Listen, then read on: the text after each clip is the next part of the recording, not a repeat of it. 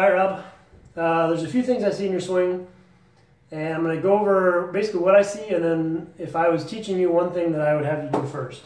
So when you're setting up your takeaway, if you watch your left arm doesn't move in first, it actually moves straight back, and your wrists hinge in this way, so the club goes just a little bit inside.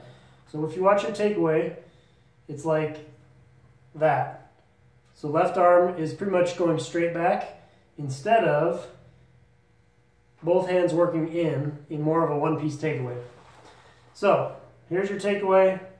Then you get up to the top and the club's just a little bit laid off and you have a tiny bit of extension, so kind of cupping of the left wrist.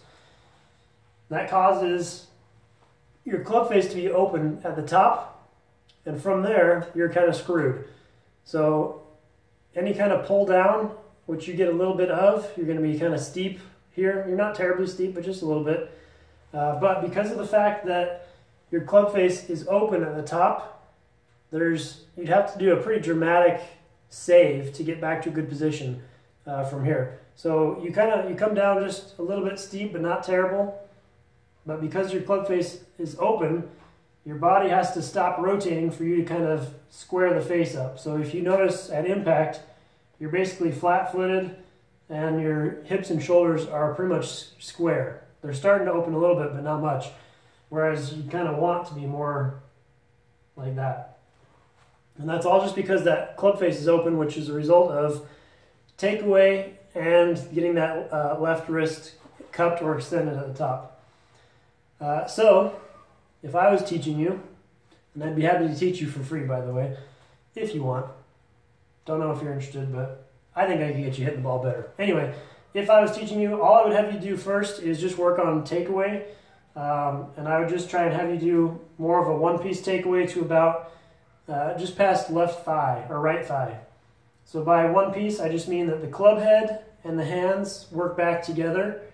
Okay, so instead of this, a wrist hinge, you would almost feel more of a wrist cock. Okay, so if I'm standing face on, that's wrist cock, that's wrist hinge.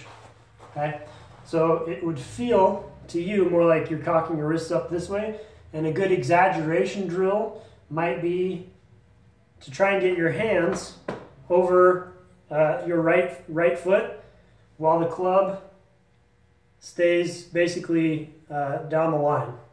Okay, that's really exaggerating the feel. You want your arms going in a little bit. So what that would feel like to you is probably this. What it'd end up looking like is more like that, which is right where you want it. So at P2, which is shaft parallel to the ground on the backswing, that club head should be right over the hands.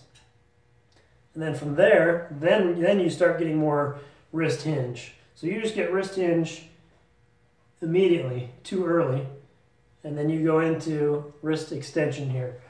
I'm suggesting I think you need more wrist cock and then wrist hinge later, so that when you get to the top, you see how my left wrist is actually flexed a little bit or bowed, and that would be a better position as it's going to keep the club face more square. Then if you come down, that club face is already squaring up, and then you could just rotate through and hit the ball. I wouldn't work on anything for downswing yet. I would just try and fix that takeaway, and I would take a week or whatever it is to get that takeaway nailed down to more of a one-piece takeaway, so that the hands and club are both working in this way instead of just the club head.